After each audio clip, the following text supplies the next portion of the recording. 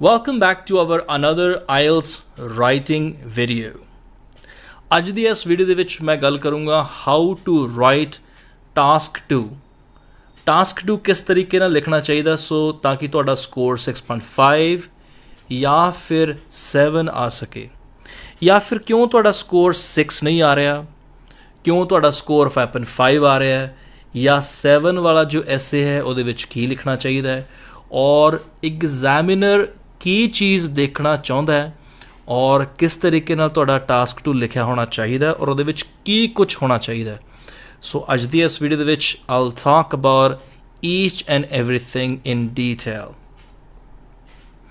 and how the examiner scores your writing.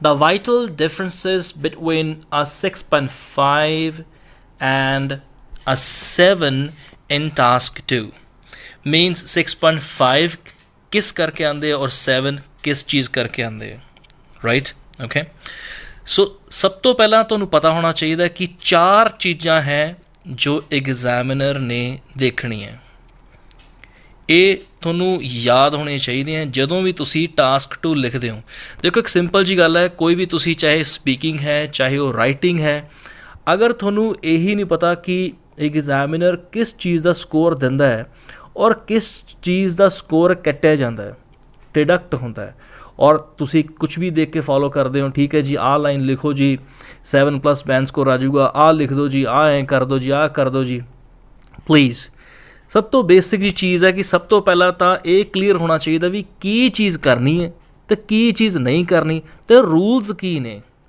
क्योंकि IELTS एक instruction based test है सो 4 चीज़ां ने इन्हों तुसी नोट कर सकते हो सो सब तो पहली चीज़ जो है जो examiner which they are looking for that is task achievement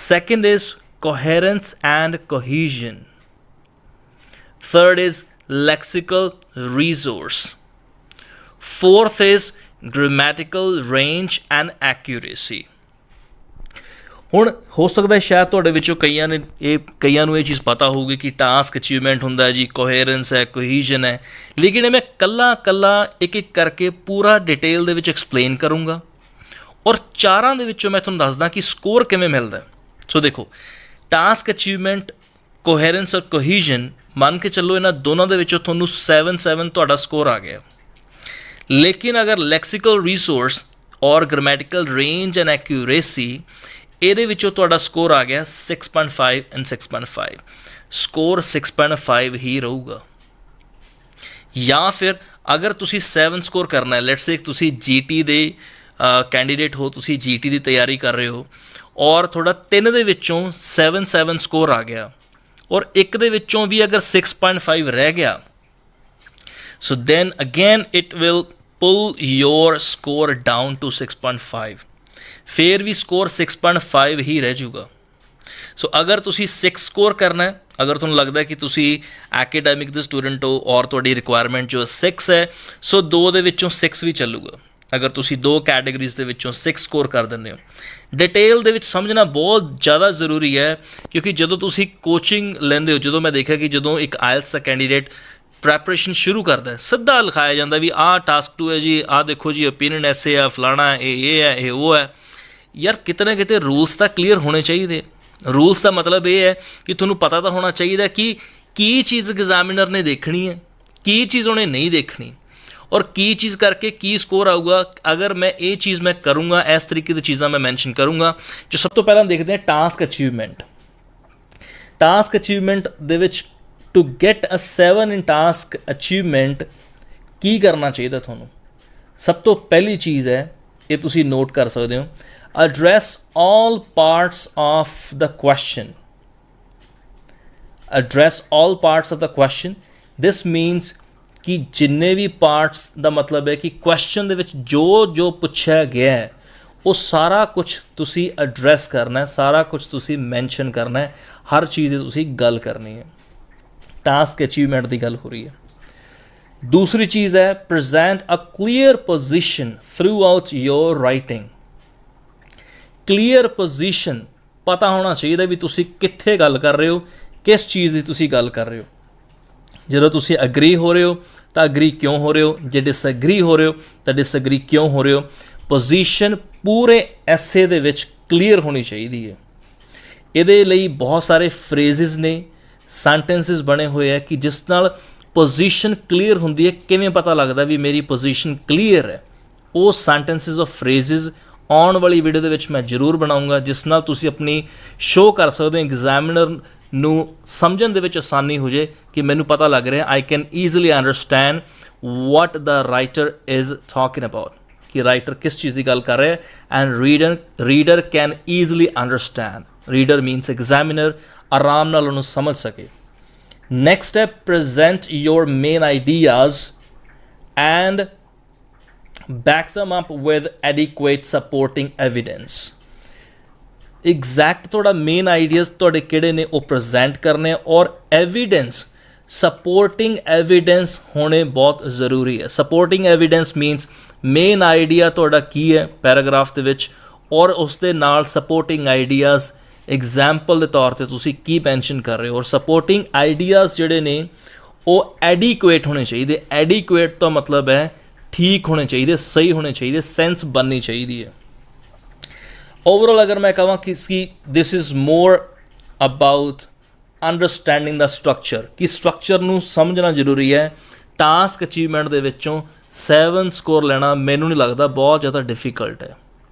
ਸੋ ਐਡਾ ਵੀ ਜ਼ਿਆਦਾ ਡਿਫਿਕਲਟ ਨਹੀਂ ਹੈ, ਇਹਨੂੰ ਹਰ ਕੋਈ ਕਰ ਸਕਦਾ ਹੈ। 4 ਚੀਜ਼ਾਂ ਅਗਰ ਆਪਾਂ ਦੇਖੀਏ ਕਿ 4 ਚੀਜ਼ਾਂ ਨੇ ਜੋ ਟਾਸਕ ਜਦੋਂ ਤੁਸੀਂ ਲਿਖਦੇ ਹੋ ਜੋ ਐਗਜ਼ਾਮੀਨਰ ਦੇਖਦਾ ਹੈ। ਸਭ ਤੋਂ ਪਹਿਲੀ ਹੈ ਟਾਸਕ ਅਚੀਵਮੈਂਟ। ਸੋ ਟਾਸਕ ਅਚੀਵਮੈਂਟ ਦੇ ਵਿੱਚ ਹੁਣ ਮੈਂ ਗੱਲ ਕਰਦਾ ਕਿ ਜਿਨ੍ਹਾਂ ਦਾ ਸਕੋਰ 6 ਰਹਿ ਜਾਂਦਾ ਹੈ ਜਾਂ 5.5 ਰਹਿ ਜਾਂਦਾ ਹੈ, ਕਿਉਂ ਰਹਿੰਦਾ ਉਹ ਐਡਰੈਸ ਤਾਂ ਕਰ ਦਿੰਦੇ ਸਾਰੇ ਪਾਰਟਸ। ਅਗਰ ਮੈਂ ਗੱਲ ਕਰਾਂ ਕਿ address all parts of the question but cover some parts better than others. Means ਕੁਛ ਕੁ ਪਾਰਟਸ ਇੱਦਾਂ ਦੇ ਹੈ ਜੋ ਉਹ ਮਤਲਬ ਕਵਰ ਕਰਦੇ ਹੈ ਦੂਸਰੇ ਪੁਆਇੰਟਸ ਦੇ ਨਾਲੋਂ ਥੋੜ੍ਹਾ ਜਿਹਾ ਵਧੀਆ, ਮਤਲਬ ਐਡਰੈਸ ਤਾਂ ਕਰ ਦਿੰਦੇ ਹੈ ਲੇਕਿਨ ਪ੍ਰੋਪਰ ਨਹੀਂ ਕਰ ਪਾਉਂਦੇ।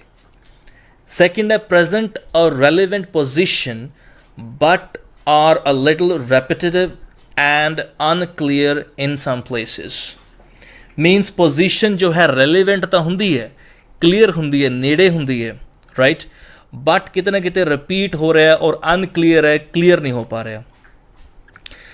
ਨੈਕਸਟ ਹੈ show relevant main ideas. Means ਜੋ ਰੈਲੀਵੈਂਟ ਆਈਡੀਆਜ਼ ਨੇ, ਆਈਡੀਆਜ਼ ਤਾਂ ਠੀਕ ਹੈ but some are under developed.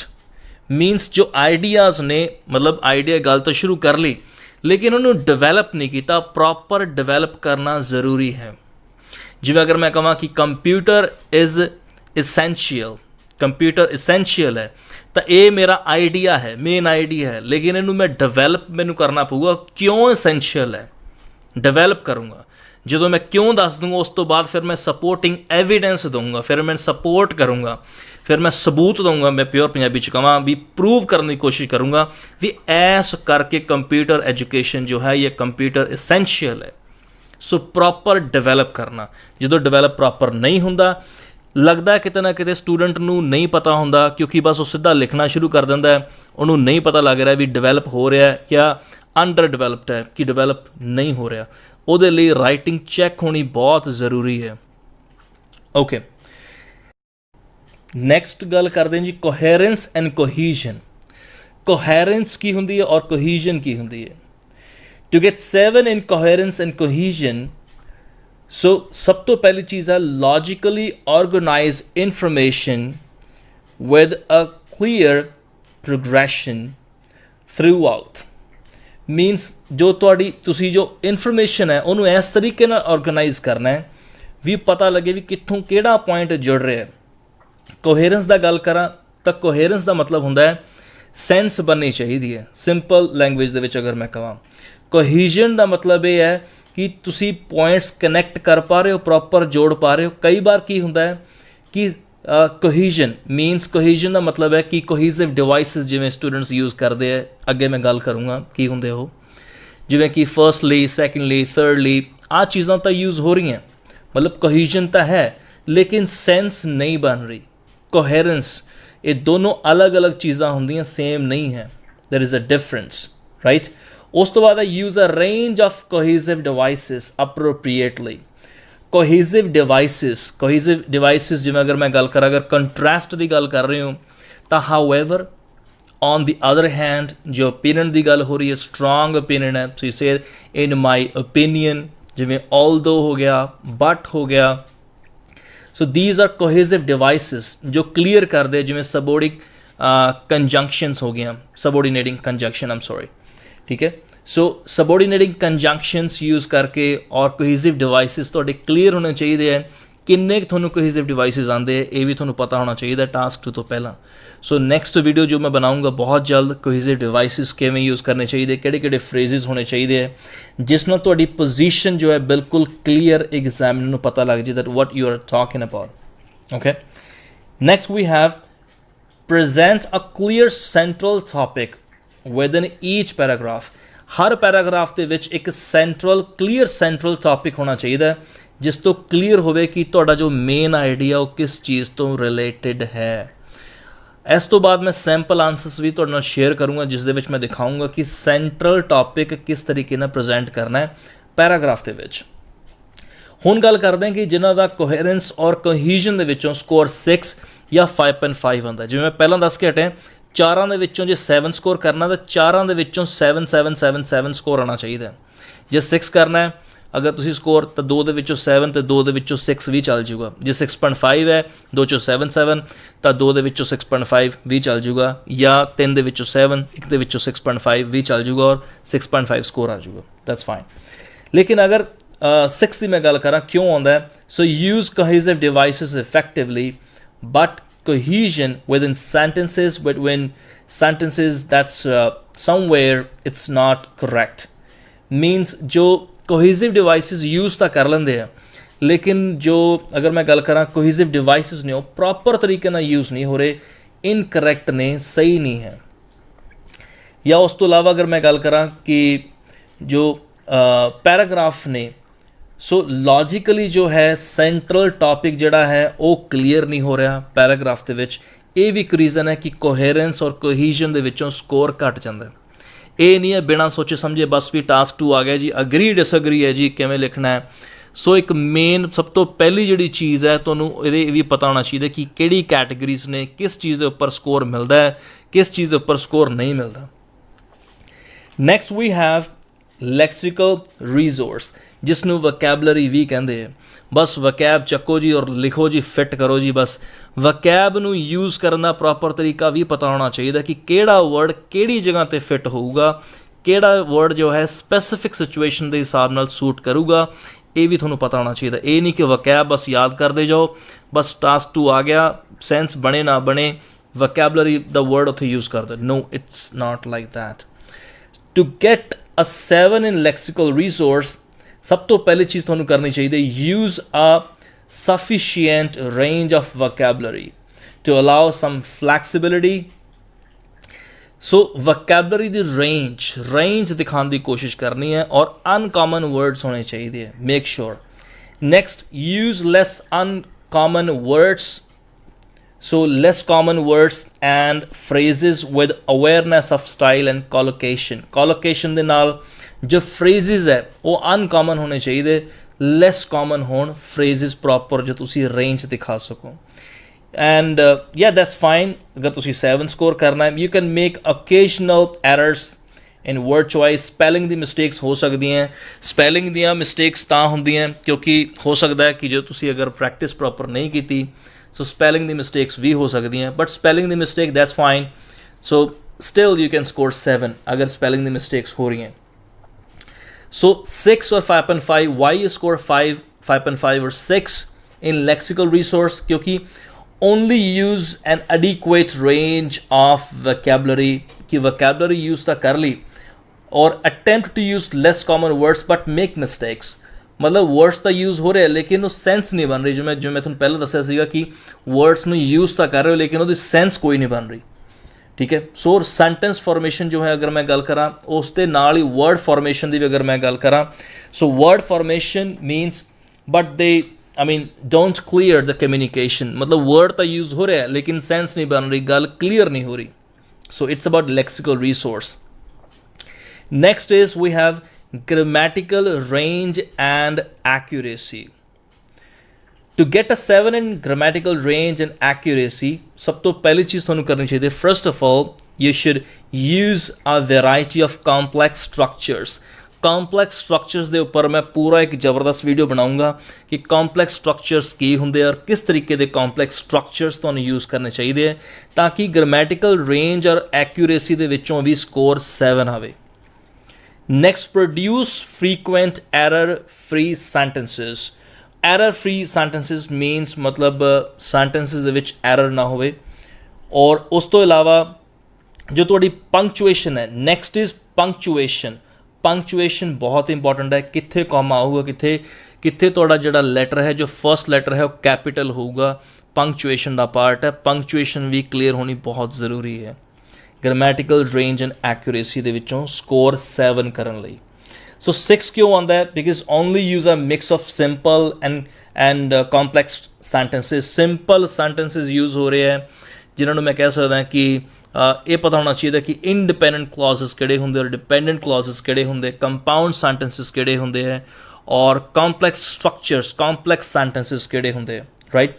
But not the variety of complex means this is how you score 6। अगर नहीं यूज़ हो रहे हैं, वेराइटी दिखानी है आप। So make too many errors in your grammar and punctuation. Punctuation का कुछ नहीं पता लग रहा, कॉमा कित्थे लगूगा कित्थे नहीं लगूगा। So these are 4 categories. ये 4 कैटेगरीज ने। उम्मीद करदा है कि मैं कोशिश की है कि तुहानू सिंपल लैंग्वेज दे विच, बिल्कुल सिंपल पंजाबी दे विच एग्जाम्पल्स दे के क्लीयर करन दी कि 4 चीज़ां, 4 दे विचों अगर स्कोर 7 लेना है, 4 च स्कोर 7 7 7 चाहिए। जे 6.5 करना है तो 2 दे विचों अगर 7 आ जाऊगा, 2 दे विचों 6.5 आ जाऊगा, तो भी 6.5 स्कोर तुसी कर सकते हो। मेक श्योर जदों भी टास्क 2 लिखो, जदों भी टास्क 2 लिखो, जिस तो भी चैक करवाओ, प्लीज़ आस्क मैम और सर टास्क अचीवमेंट दे विचों मेरा स्कोर कितना है, मैनू इंडिविजुअली दसो। मेरा लैक्सिकल रिसोर्स दे विचों स्कोर कितना है, मेरा ग्रामैटिकल रेंज एंड एक्यूरेसी दे विचों स्कोर कितना है, मेरा वोकैबुलरी दे विचों स्कोर कितना है। सो ग्रामैटिकल रेंज मैम इनू किवें मैं इंप्रूव करा, सर इनू मैं किवें इंप्रूव करा, जो मेरी वोकैब है मैं उन्होंने इंप्रूव किवें करा, जो कोहेरेंस और कोहीजन है ये विचों स्कोर मेरा कितना है, और ये विचों अगर मैं 7 लेने हों तो मैं की करा। फिलहाल अज दे टास्क 2 दे विचों 6 है 7 है। You should ask, you should really ask, you must ask this. So इस तो इलावा I will definitely try to make more videos how to write essays, किमें लिखना चाहिए, कॉम्पलैक्स स्ट्रक्चर की होना चाहिए और किस किस टाइप के एसे नू किस किस तरीके नाल लिखना चाहिए। आई होप दैट कि अज दी वीडियो तुहानू वधिया लगी होगी। So once again thank you so much for watching this video and stay tuned.